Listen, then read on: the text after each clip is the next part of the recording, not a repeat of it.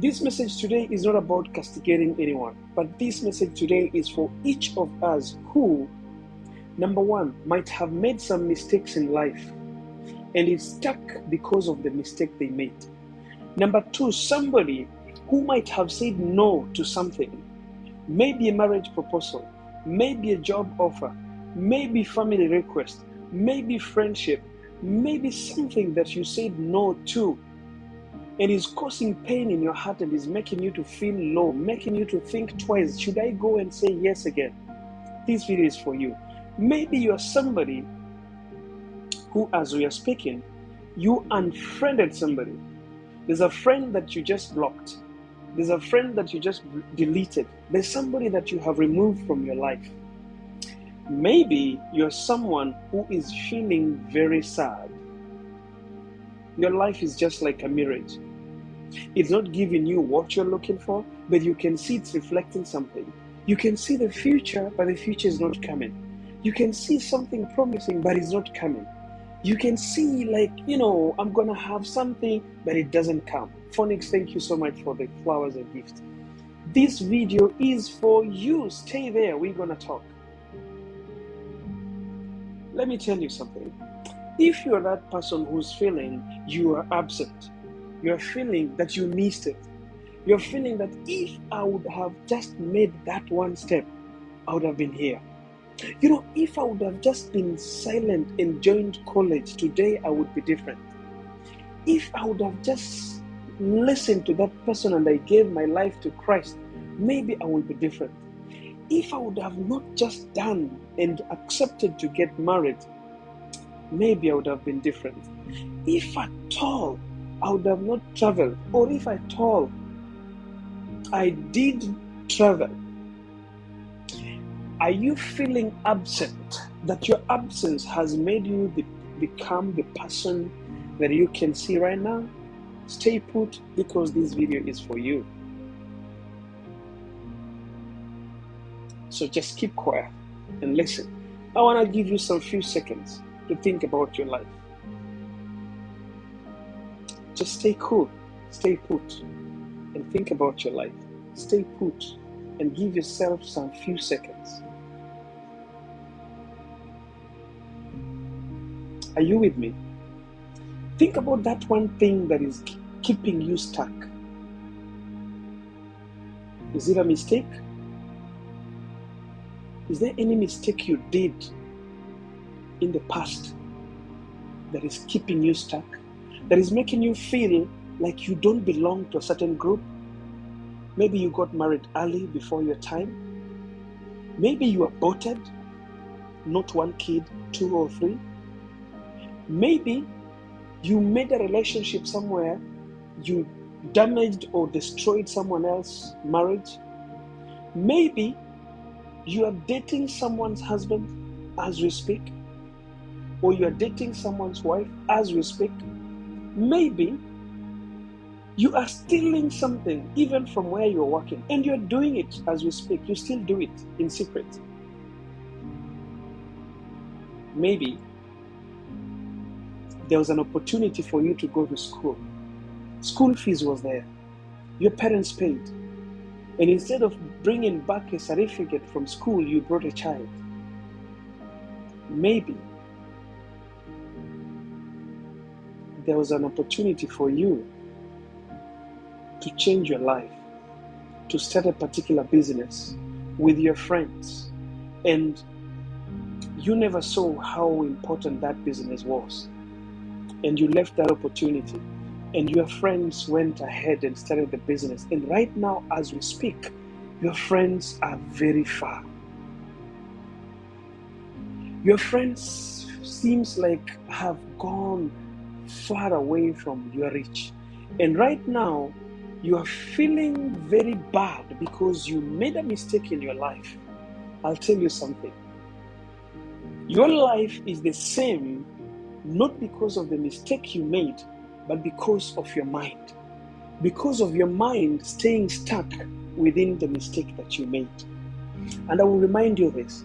There are so many people today that have made biggest mistakes more than you have made, but their lives are that good. There are people who have even killed, people who have taken other people's lives, but they drive in Mercedes Benzes, they pay school fees for their kids, they do all these things that you're struggling to do. Does it mean that God only blesses people who don't, who kill people? Does it mean that God is only blessing people who do bad things? Does it mean that people who do bad, do you want to believe the people who say that good people die early but bad people live forever? Is it really true? It's our mindset. If you did a mistake in the past and you are living with that mistake, you are feeling bad, you are feeling low, you are feeling that this mistake has taken over your life, nothing is going to change. And you would be thinking that it is that mistake. Some people could be thinking that God is punishing them because of that mistake. Let me tell you, the God that I serve, that I know, is a God that whenever you find your mistake and you realize that this is my mistake, and you go before Him and you say, God, forgive me, for I did this as a human being who is not perfect. But I believe that if I trespass, you can still give me the second chance. God gives people second, third, fourth, fifth, 10th, 100, 70th, and even 1,000 chance to live. But we always deny the chance that we've been given because we are stuck with our mistakes. We have owned our mistake.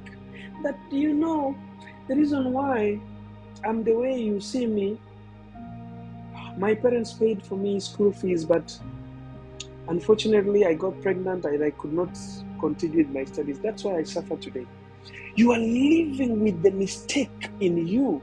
You don't want to remove these mistakes and throw them away. You don't want to ask God for forgiveness. Ask your Father for forgiveness. Find out that now that I dropped out of school and I did not finish school and I came back with a baby instead of a certificate to show my parents, how can I change this narrative? What can I do? You don't remember that there are so many people that you were with in school before, maybe primary school, maybe high school, and today they are living a life and they never even finished that school. But you finished primary school. You went to secondary school, you didn't finish. There's someone who left in primary school but is living a life better than you, because you who never finished high school, you're still stuck with your mistakes. You're still thinking that if at all I would have just sat for that KCSE, if at all I would have just gotten, that certificate, that high school certificate, I am sure I would have been better. So you're taking your mistakes and living by your mistakes. But somebody left in primary school, the same class you were in, and they are now supplying you with things that you even borrow from them, you cannot pay. And they're just making you to survive because they were your classmates, and now they have to support you. Sometimes you went to the high school with some people who never got certificates, and then you went to college and you did not complete, and you came out. And now that is what you are living with. You are living with your mistake. And this guy who left high school, who never graduated with a certificate from high school, right now has the biggest supermarket in place where you are living. Yet, because you left the college, you were pregnant, you got a baby, and your parents were harsh on you, you decided to get married because you felt that the only thing that I could do is now to get married. Because my life is now, this is my mistake, I have to take it. Now I have to get married. You don't know where you're going, you don't know your future, you don't have no future for your kid, the kid who is still in your stomach. You just got married. Because you took your mistake, and instead of seeing that I just did a mistake which anyone else can do, it is living in you and is stopping you from reaching the heights that you're supposed to be reaching. Number 2, those who said no. I want to tell you something. Do you know that there is one man who came to you a long time ago who wanted you to date him, but you said no? But today, when you look at that guy, he's living a very peaceful life. He's having a wife. You rejected him. He got married. He got a job. He married a very nice wife or a good wife. They've been living very peaceful. And now you are stuck. You are just regretting that, why did I tell that guy no? You have forgotten the reason why you said no. And now you are regretting, why did I tell him no? This guy would have been my guy. You know, that guy who's passing with the Land Cruiser, that guy came to me 2 or 3 times. He was looking for my hand in marriage and I rejected him. Look at his life now. Look at his wife. This would have been me. Do you know why you are who you are and you are regretting? It's because you're still living in the denial because you didn't know why you said no. Do you know why you are struggling and suffering? Because you said no to a job offer that you are given by a certain company and you said no, and now you've been terminated from where you're working and you're wondering like, oh, I wish I would have just accepted that other offer letter. Let me tell you, a no is an answer to some of your problems. Sometimes it is God who rescued you from that kind of a company. And this termination is not the end of you. It is a redirection. When you stand with the term no, and you know the reason why you are saying no, even when you see these people going to heaven, even when you see God opening the gates and they are walking into the heaven, but you still have a chance on this earth to make your life better and also go to heaven. Why do you want to regret? Why do you want to regret that, oh, I wish that was me? Why did I deny them the chance? A lot of people live with the no that they told other people. They live with the no. Sometimes you told somebody no and they went and they made mistakes. Now you are regretting. Oh, I wish I would have not told them no. Oh, I wish I would have just advised them. I wish I would have just accepted. This thing would have not happened. Let me tell you, you are never a God. Every person's life is planned by God. When you are saying no, there's power that is speaking in you. All you need to know is, why am I saying no? The moment a man comes into your life and tells you that, you know what, my friend, I wish you could be my wife. And you look at him at that time, you're not saying no because he doesn't have what you want. You are saying no because you feel this guy cannot fulfill what I believe in. You are saying no because you know this guy is not the type of a man I'm looking for. You are saying no because sometimes you are not ready for that relationship, but he is. So when they go ahead and find other women or find other men and they start that relationship, you should never regret. You don't have to start questioning yourself and questioning God. Oh God, why did you not speak to me to take this man or to take this woman? You need to ask God, yes, God, that time I wasn't ready. And I am happy that I said no because this was the person. This was the woman who was meant for this man. I am happy that I said no because this marriage was not mine. It was for my sister.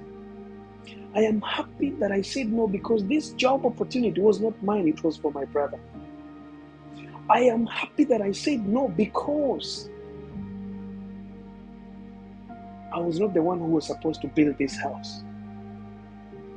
It is my other brother or my other person who was supposed to do it. Let us own up and let us accept the things, the decisions that we have made. And the moment you make a decision, you need to ask yourself, now that I have said no, what now am I supposed to do to find the right person that I'm looking for? Now that I've said no to this job offer, what am I supposed to do? I'm supposed to get a skill that will help me to find a better job because I've said no to this job. We say no, and then when we go home, we sit there and we have the job offer. Already you have said no. And again you start asking yourself, but should I just call them now and tell them? You take your phone and you're like, no, No, I've already said no, no need to. Should I just, again, you call your friends, Jimmy, I had gotten a job offer from these people and, I didn't like it. I told them, what do you think? How much are they paying? Oh, take this job. You think you can get another job like this? You think in this country there is a job offer like this one? Go grab the job, grab it. The offer is good. Go and grab it. Listen, the first voice, your instinct tells you the truth. When you are in doubt, the answer is always no. Because of peer pressure, because of your friends, they will pressure you and get into this company. And you will be paid that good salary for maybe 2-3 months.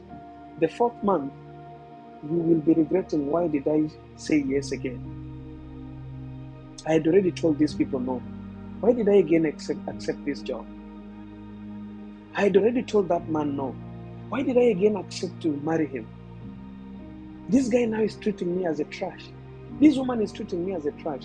Because you said no, but a friend, a colleague, a mother, a father, a brother, or my sister told me to.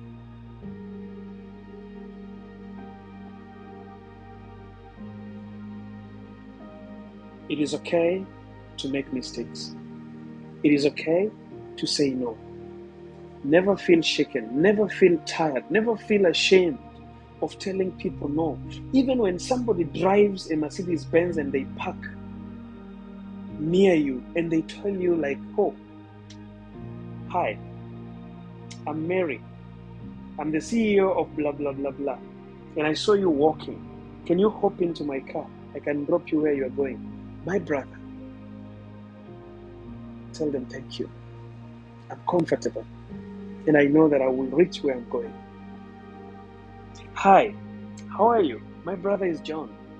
I'm the CEO of blah, blah, blah. And I saw you just walking. Can you hop in? I can drop you where you're going. My sister, if you're not ready, it is okay to say no. It doesn't matter how good their life is going to be. It doesn't matter who hops into that car. Even if it is your younger sister who will get them later and get married to them. Thank God and be happy for them that they found the man and their marriage is good. Wait for your time. Sometimes saying no helps you to avoid a lot of things. Being a yes person just because things are glittering. Being a yes person just because you're thinking this is the person who's going to clear the debts that you've been having for 100 years. You could celebrate for a very short time. By the end of it, you will regret. Perhaps that person needed a no from you so that they could get the right person for them. Perhaps sometimes you needed to say no so that this person could go and you can find your own Mercedes Benz at your time, in the right time. When you say no, that is powerful. Never regret. It is okay to say no. It is okay to start again. It is okay to wait. It is okay to appreciate the negative response. Number 3, I know that there's people here who are now struggling because they unfriended their friends. You unfriended your friend, so you're wondering,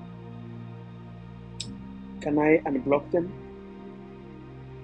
Did I do a mistake? We have been friends for years. Why did I end this friendship? When friends become toxic in your life, it doesn't matter how many years you've been together. It doesn't matter how many things you've done together.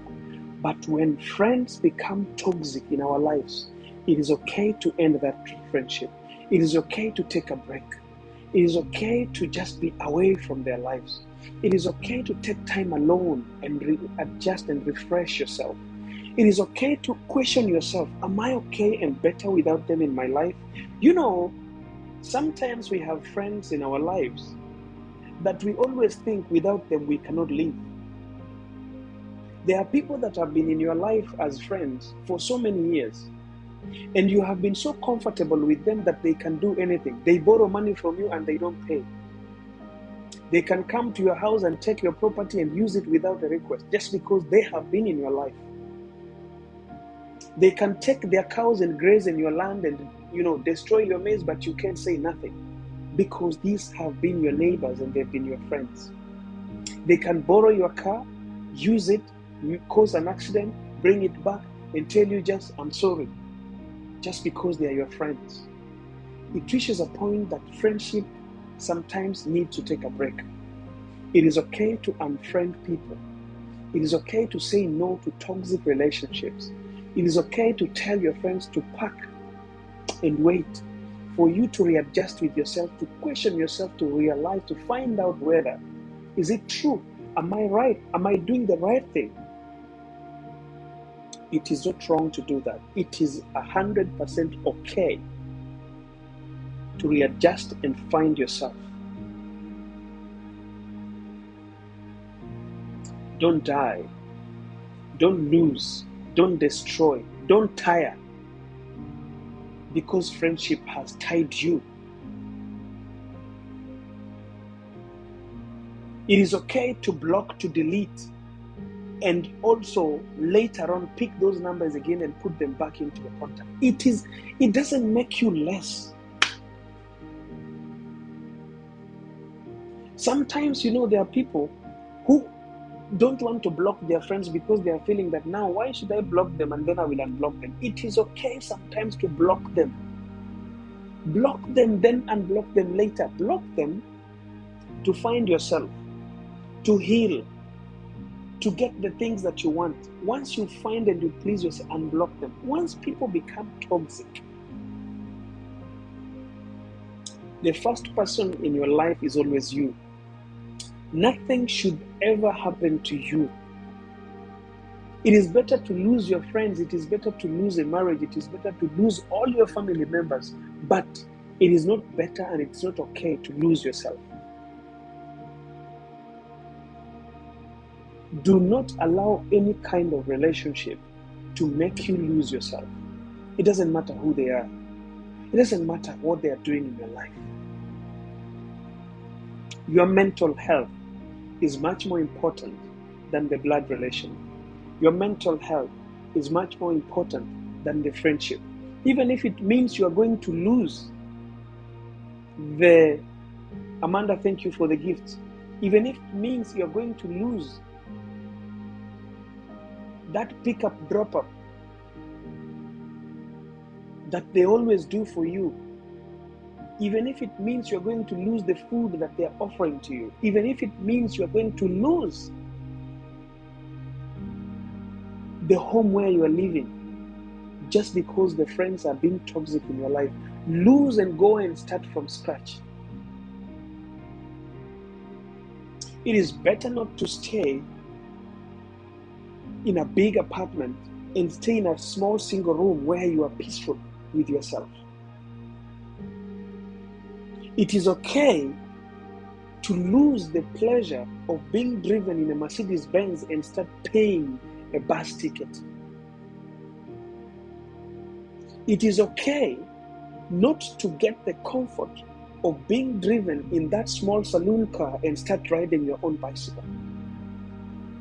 Unfriending people, readjusting your life, finding your peace, making yourself happy, and protecting your mental health is much more important than getting things to satisfy your physical being, then yet your inner peace is dying. I wonder why in this generation it is easier for us to stay in a relationship just because the man is not slapping you, but a man is abusing you the whole night. I do not understand why it is okay for you to be there. Glad, thank you for those gifts. Just because you're not being physically harmed, just because that person is driving you to your work, just because that person is giving you food to feed your stomach, now they can abuse you mentally. They can intoxicate your body. They can make you every night come home and question yourself every time, like, who am I? Where am I? Who am I with? What is happening in my life? Why am I passing through all this? no respect, no standards, nothing. You lose yourself because of a relationship. My brothers and my sisters, it is okay to unfriend. Even if it means it is your mother or your father, it is okay to block them for a certain time just to find yourself and to readjust, so that they can also miss you and realize how valuable you are in their lives. We have women and men here today whose parents have become toxic, and they're toxic because they do not see your value, because they have lost to understand and appreciate the hard work that you are doing. Some of you, the moment you receive your salary, you are not happy on your payday because 99% of your pay goes to compensate things that you do not use but other people. 99% of your salary is paying bills for your parents, paying your siblings' school fees, paying your mother's home, paying your father's car or something that is in loan or mortgage. But these people still do not want to understand. When there's a church harambe, you are still being called. When there is, I don't know, a son of who and who in our church who needs school fees, you are still being called. These are parents who have become toxic. There comes a time that you have to stop and unfriend your parents. You are not unfriending them to cause harm to them, but to make them realize your value, to make them realize what you are in their lives. Because when you make people lose the value and your importance in their lives, you will suffer. And let me tell you, my people, my brothers and sisters, the hardest thing for people to know is the suffering that we have inside us. People can see that you were slapped by your husband because the fingers will be there, because your eye will be black. But people will never know that your husband is verbally abusing you. People will not know that your husband or your wife is raping you every night. People will never know that your wife is denying you food every night. You can tell, but nobody will ever listen, and nobody will understand. Therefore, the things that are happening inside you, don't explain to people. Block, delete, unfriend, take time, readjust, fix yourself, fix your peace, fix your happiness, find yourself back, treat yourself, buy that medicine, get that coaching, move away from people, and find yourself back. The moment you block and you delete, that is the time people realize your importance. Remember, it is said that people might not know how important you are until they lose you. We might not understand how important somebody is in your life until you lose them. Just the same way, you might not understand how powerful this message is until one day when you will be looking around. Oh, I wish John Gora was here. Oh, I wish I could listen to that guy now. Oh, I wish these messages can be here right now, and you might not see the importance of them until that day that you will never have a chance or a space to listen to them. So people might not understand how important you are until when they lose you. Let your parents lose you for a month or two. Let your kids, let your brothers, let your friends, let your husband lose you for a month. One day I told women here who are married, and I told men as well, sometimes when your house is hot, sometimes when your husband is verbally abusing you, let them lose you for a month. Go visit that one friend that you know. Go back to your home and stay there for a week or two. You will understand how beneficial you are in that house. You are being abused, you cry, you do everything, you say whatever you want, and at night you are sleeping next to him. He's looking at you and saying, "This idiot can go nowhere. Look at her."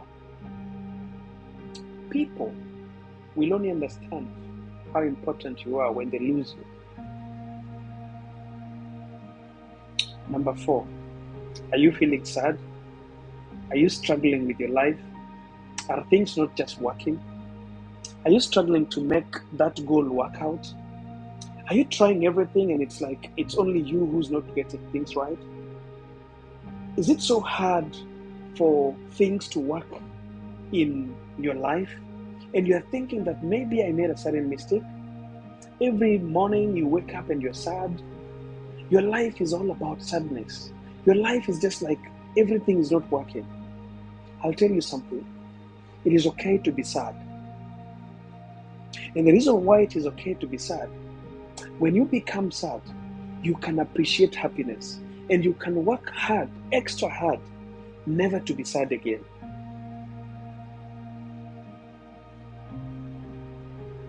I'll tell you guys something about myself. I've talked about this before. I have a very small car that I bought in the year 2019, December 2019. Between February and July, around 6 months, I had no permanent job in Bahrain. I was in Bahrain and I had no permanent job. I had a certain category of a work visa called a flexible visa, where you pay and you sponsor yourself as an expert in Bahrain. In that time, I did that because I had just finished a contract that was not renewed with a very big company here in Bahrain, a giant company, one of the biggest companies in the Middle East and Africa, the MENA. They are supplying the MENA with almost the product that they are making is supplied all over the Gulf and Middle East, South, North Asian, and Africa. And when that contract was not renewed, I said, I'm not going to rush to get a sponsor again. I'm going to take time to look for a better job. So in the month of February 2019 until July 2019, I didn't have a permanent job in Bahrain. So I had something called a flexible visa, 6 months. That period was not easy for me. That is the period where summer starts. And those who live in the Gulf understands how hot it is here. Like right now, it is night. It's almost 11 o'clock at night. And outside here, the temperatures is at 38 degrees Celsius. And it is night, there's no sunlight. But temperatures out here right now is 38 degrees Celsius. So that time, I had no car, but I had money. I had saved a lot of money or some cash in the bank, so I could fix some things.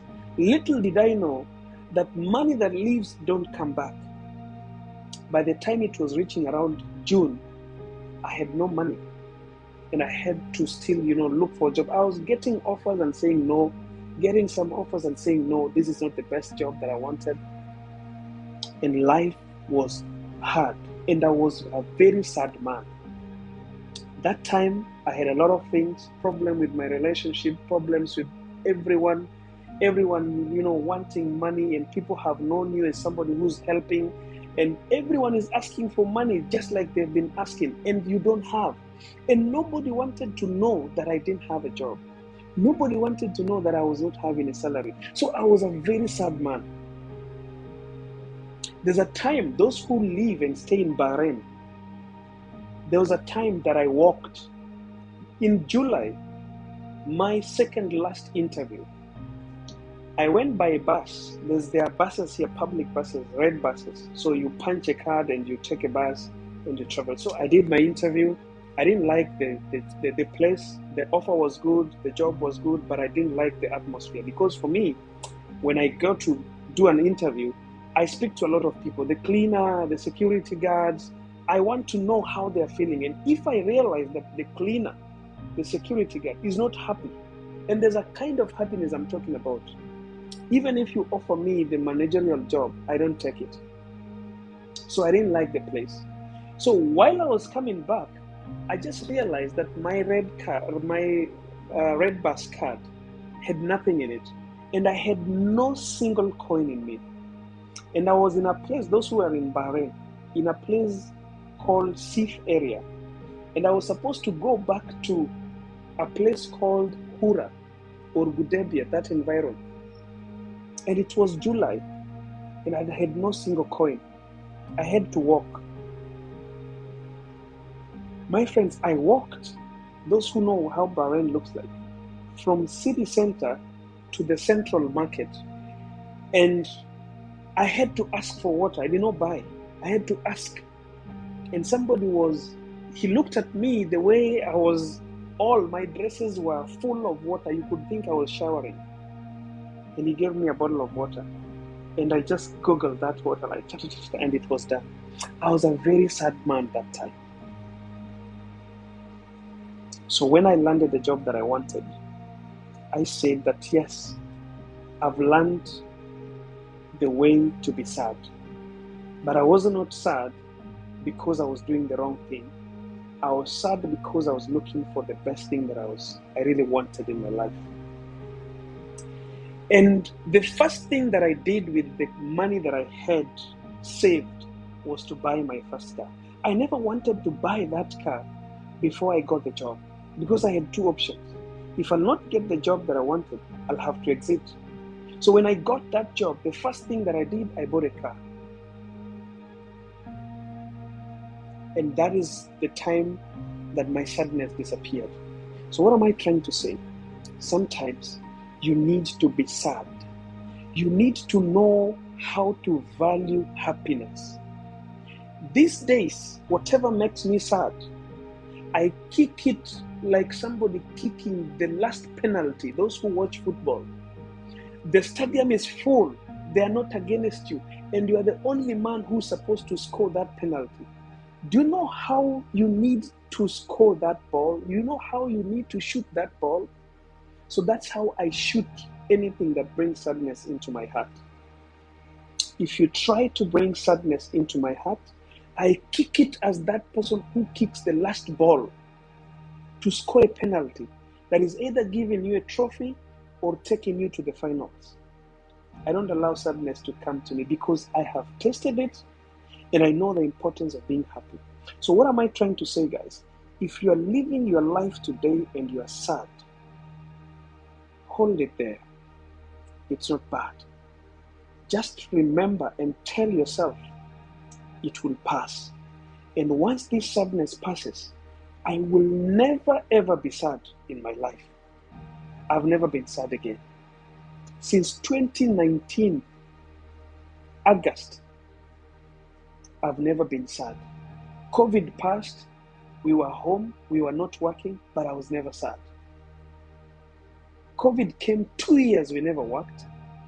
2020, that 2019, 2020, 2021, we never worked, but I was happy. Driving my car every day, enjoying life, staying home, doing my courses. That period of COVID, I used my money to study and to become a certified life coach. And today I pour things that change your lives here. Let me tell you, that pain in your heart, that sadness, is not just there for in vain. Don't pray God to remove that sadness. God is not going to remove it. You need to change your mentality. Tell yourself that today I am sad, but once this is over, I will never be sad again. The reason why you people remain in sadness is once you get into the sadness, you want to rush to get out of it. You want to rush to get out of the sadness without learning, without asking yourself that what did I learn from this sadness? How was the feeling to be sad? How was the feeling to be in this pain?